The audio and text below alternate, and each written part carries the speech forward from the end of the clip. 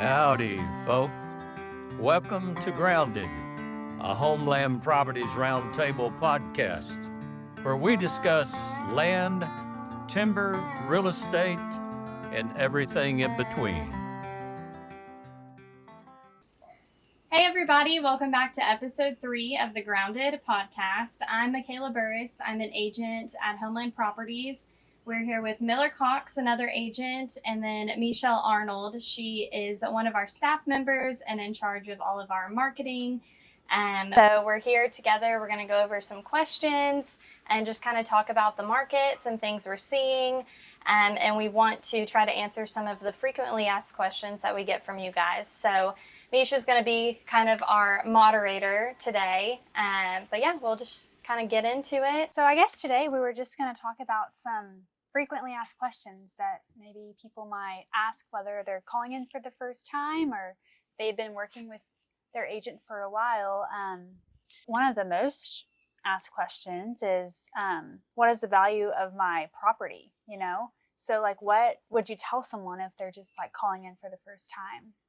Yeah, we get those calls more frequently than I think people realize.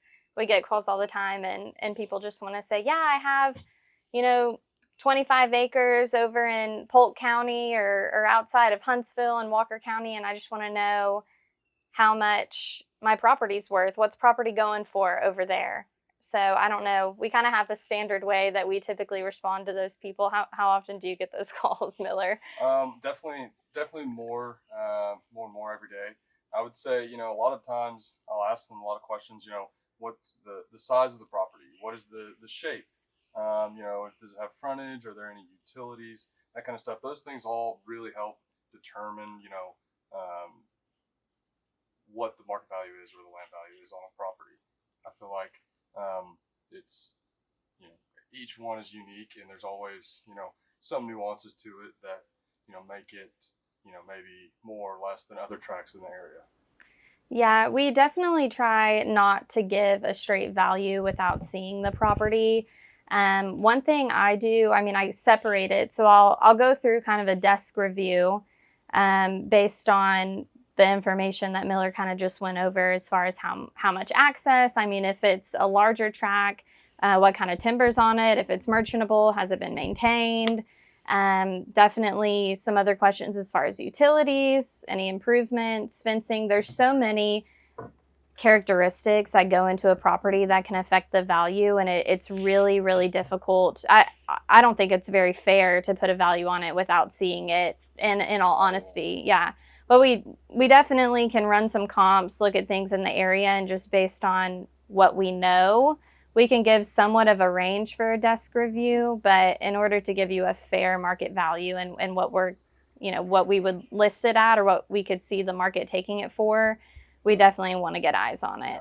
And I feel like we're always excited to go take a look at it too, because we love, looking at land and seeing it and, looking at all the different neat things that people have done to their properties that, have added some intrinsic value to it as well. So that's always neat and fun to do. Yeah, even if two properties are next door, they can be so unique and so different. Right. And so I don't know, we don't like to give you a value over the phone, but we're nice, we're friendly, and we definitely like to come out and meet you and right. Get out of the office. Yeah, absolutely. Those are the best days. So okay, so since we're talking about the value of people's properties, what would you say is like a good evaluation of like how you would price it? Because on our website it'll say this property is listed at a per acre value, but then some properties it'll just say the total value.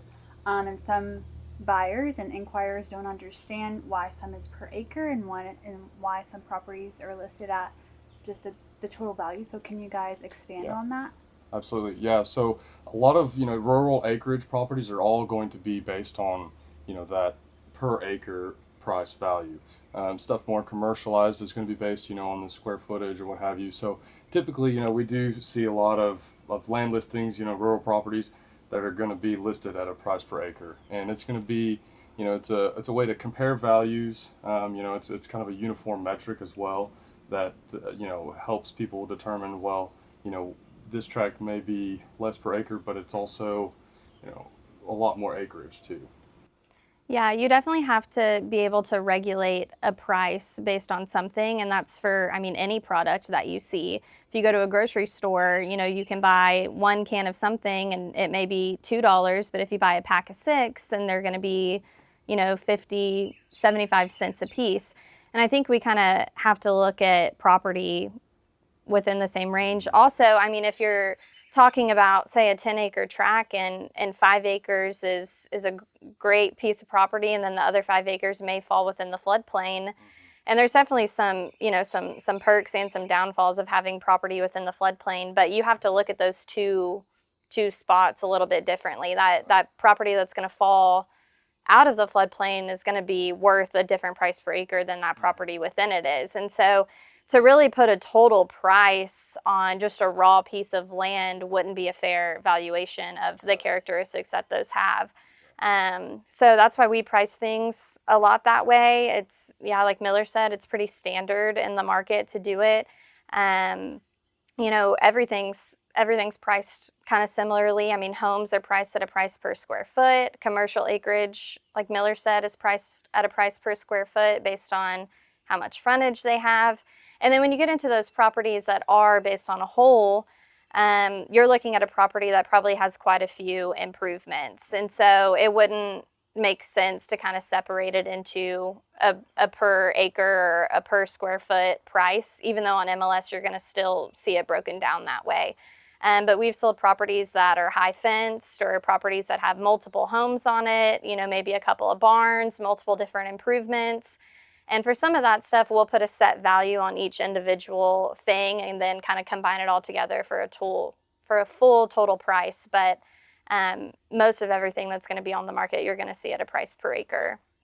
So once you get the value of someone's property and you start pricing it out per acre or however you're going to price it, I feel like the next question asked is, okay, well, how long is it going to take to sell my property? So in that case, like what would you tell your client? That's a great question, and it really depends on your specific market. I mean, each county, there's always these little micro markets, sub-markets in East Texas, especially.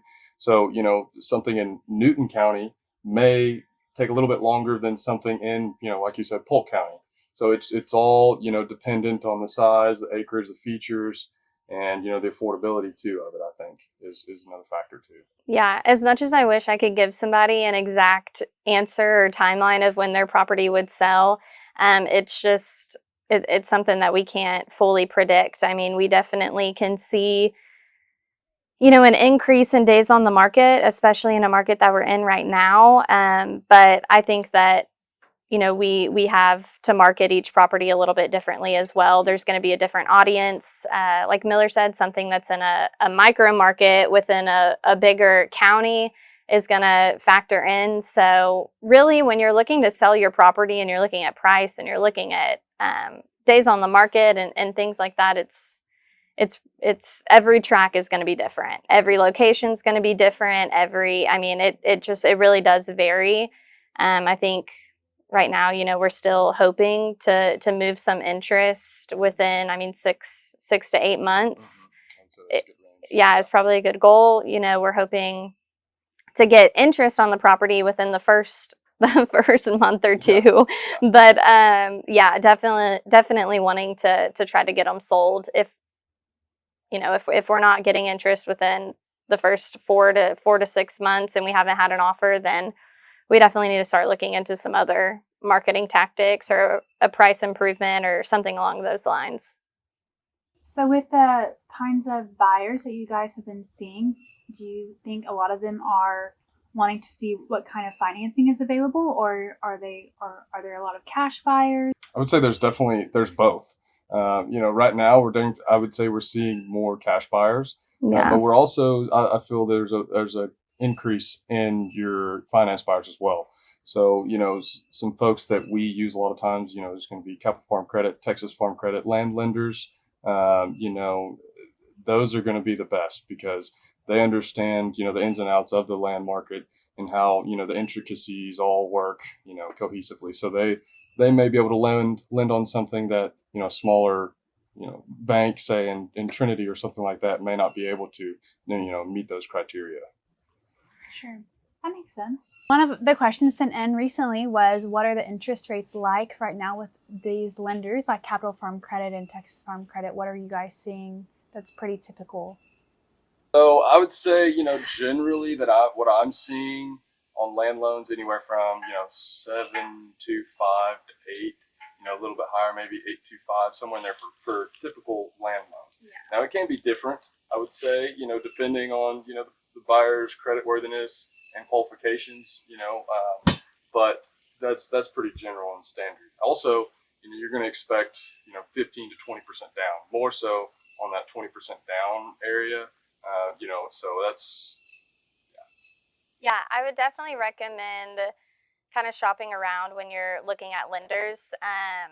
There may be a pretty standard interest rate and down payment. Some lenders are going to offer some other perks that other lenders aren't. So it really just matters what's best for you. One of the biggest misconceptions too about lending on raw acreage is a lot of people think, oh, I'll just give my bank a call and it won't be an issue. But a lot of local banks will not lend on raw land. They're not willing to kind of accept that liability. So a good option is to always talk with like Texas Farm Credit, Capital Farm Credit, Texas Heritage Bank. There's some local banks in some of the more rural counties that will lend on something local. But just do a lot of shopping. There's a lot of mortgage companies out there that'll say, oh, we'll lend on raw land, and they're actually, they may not give you the best rates. They may not offer the best package that one of our land lenders can do. So definitely shop around.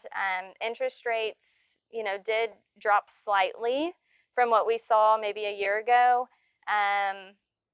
We can't really predict on when they're fully gonna go down. I don't know if we'll see them going back down to the rates that we saw them during COVID or right after. But people, I think, are getting more used to interest rates. So we've seen an increase in some finance buyers. Definitely within the last year, we've had a lot of cash sales. So we're seeing both. There's lots of different routes and avenues that a buyer can take. So just shop around, talk to your agent, get some advice, and look at your options. something I wanted to say just before we change topics, maybe, is, and also talk to your bank and see, how often, if they can lend on land, well, how often do they lend on land? And if it's an irregular occurrence, then they may be able to, get you that best rate and be able to close the deal and make it happen for you.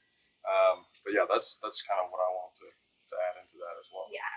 Okay, so say there's someone calling and they want to sell their property, but they want to enforce restrictions on the property, but they don't know how to do that.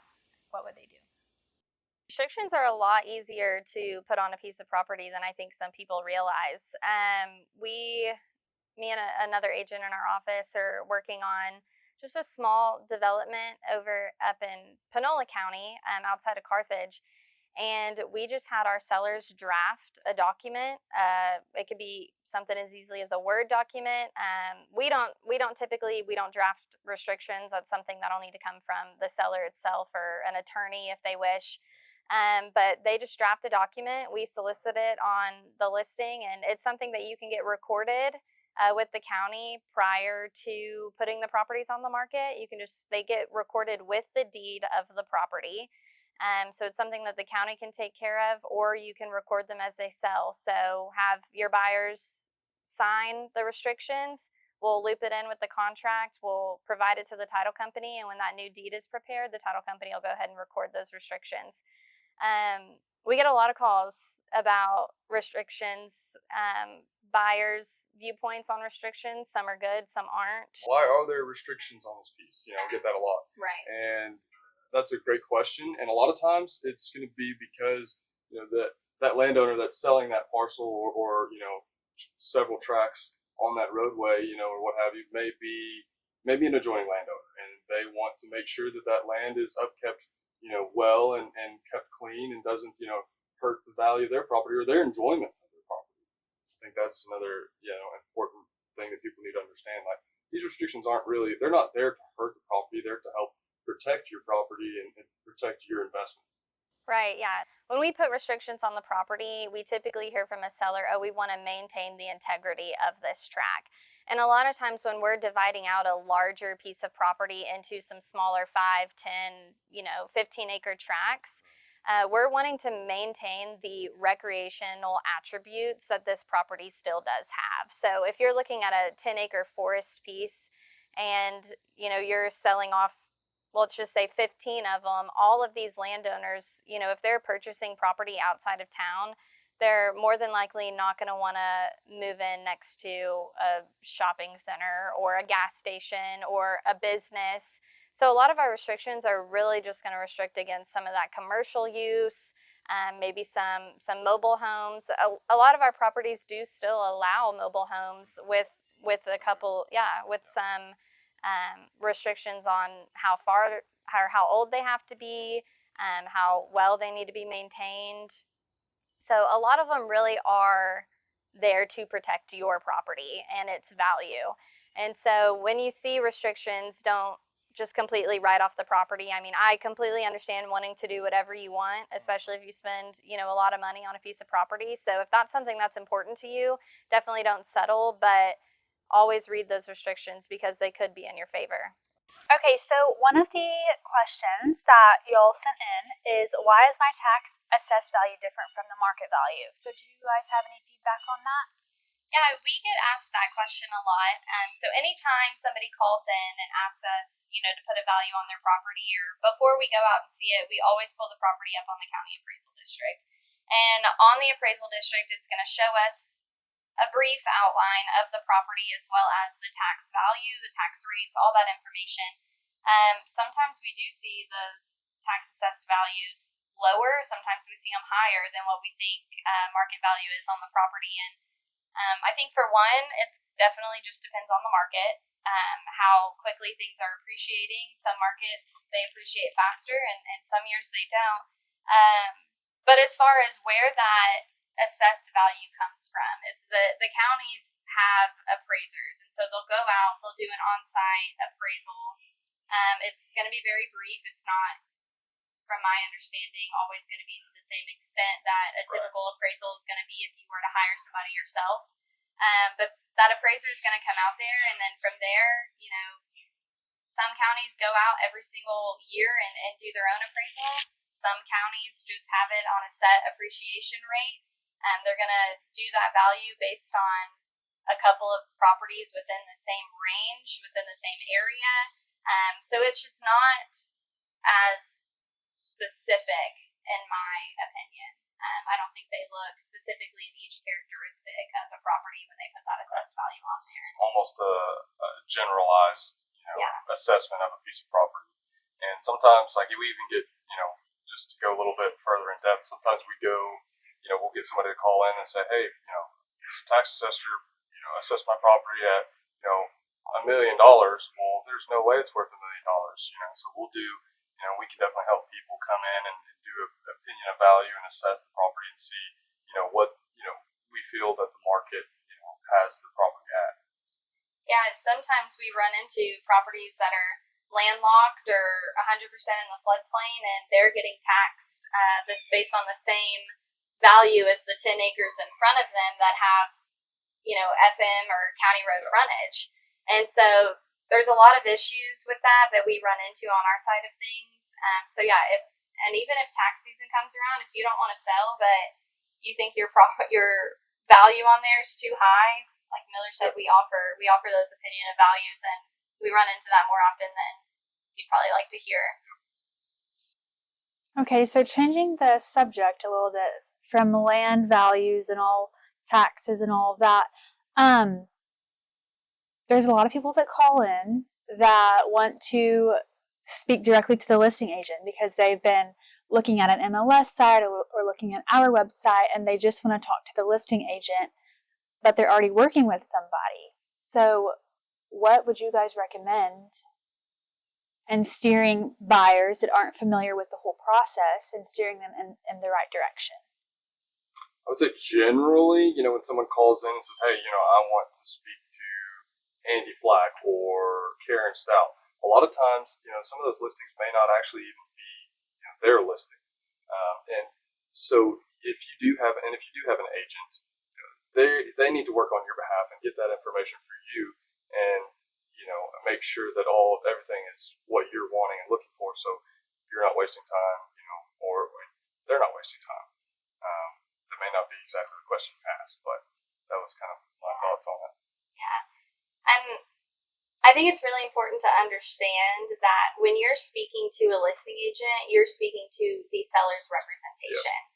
So that listing agent is representing the seller's best interest on any conversations that move forward. There's obviously, going to be 100% disclosure as far as what we know as listing agents and what the seller has communicated over to us. And it's okay to talk to a listing agent if you want to get some information. And, it's definitely something that happens a lot, something that we're always more than willing to discuss. But if you're talking to another agent, if you're working with an agent, I would highly recommend having that agent have those conversations on your behalf as your representation. It's always in everyone's best interest to keep the buyer and the seller separate, the communication separate. If you do get into a situation where, you and the seller are working with the same agent, that's fine. We do it all the time, but you need to make sure that there's some sort of disclosure in there to where you're aware. So I think a lot of times we try to steer callers away from talking directly to the listing agent if at all possible. We have other agents in our office. Sometimes if I get a call on one of my listings, I'll kind of direct them. I'll say, hey, Miller, this person called. The seller doesn't really love when I talk to buyers personally about this property, so if you wouldn't mind giving them a call. And in office, we'll come up with an agreement to separate that relationship there. And it's important to make sure that you have your own representation when purchasing. That's good. That was a really good explanation. Okay, so when buyers are potentially talking to the seller's representation, sometimes they will just see a 400-acre tract and they just want 2 or 3 acres out of it. Most of the time the answer is, no, you can't do that. So why is that? Yeah, most of the time the answer is going to be no. And a lot of times, that's, sorry to be frank, but a lot of times that tract may not be because if it's only got X amount of road frontage, well, then you're not going to have access to the rest of your property potentially. And a lot of times it does. It looks attractive. You're saying this 400-acre parcel, and it's at $4,500 an acre. Well, a 2 or 3 acre parcel out of that is going to be more, a lot more than that is. Sometimes sellers just don't want to split it up, and they want to sell it as a whole. And it's really just kind of, I think, a preference of the seller, and if it is possible, the way the geographical setting of the property is. Sure. There's definitely that price adjustment when you talk about quantity, but when you turn a 400-acre tract into a 2-acre tract, you're also talking about changing the highest and best use of that property. So for that 400 acres, you can look into possibilities of turning it into a high-fence hunting ranch or development, or use it for other recreation or agricultural uses. But when you split off those 2 acres, well, now you're talking about maybe a home site, right, or maybe, something else. So there's a price adjustment there too, depending on, what you can do with the property. So every now and then, if we have a really good corner, you may be able to get 1 or 2 or 5 acres out of a 400-acre tract, but more than likely the answer is going to be no, depending on access and things like that. But I mean, it doesn't hurt to ask, I suppose. But if you're interested in something along those lines, we definitely have other tracts on the market that aren't 400 acres, and there's always other ways we can go about it. But yeah, and also too, then you may have to go through. Say, if you want to buy 2 acres out of that 400 acres, you may have to go through the whole plotting process and go in front of the commissioner's court and do that whole, for lack of better words, rigmarole to get it done. And that's a long process. So that is another reason as well. Yeah. Or sometimes we run into a situation where we'll have, say, a 400-acre tract. Well, 200 of those acres are in the floodplain. And so somebody wants to come in and say, oh, well, I only want to purchase the 200 out of it. Why can't I do that? And well, then you're leaving the seller with 200 acres just in the floodplain, and that's going to reduce the value of that property substantially. So there's a lot of factors that go into it. It's more than just what meets the eye sometimes. Sure, that makes sense. Well, thanks guys for answering these questions. And if you guys have any more questions for us, feel free to like, subscribe, send us an email. You can DM us. There's all kinds of ways to submit your questions. Is there anything else you guys wanted to say? Or give us a call. Our phone number is 936-295-2500. Most of us and some of our other agents are at the office 5 days a week. Or even more. Sometimes more. Yeah. We always have an agent on call after office hours. We have a full-time staff ready and available to answer the phones. So somebody will be able to help you with whatever you're looking for. And then our website, if you want to submit them through there, like Meichell said, it's HomeLandProperties.com. So super simple, super easy, very user-friendly, and we can help you out whichever route you choose. Stay tuned for our next episodes, and thanks for joining us on Grounded. Thanks, guys.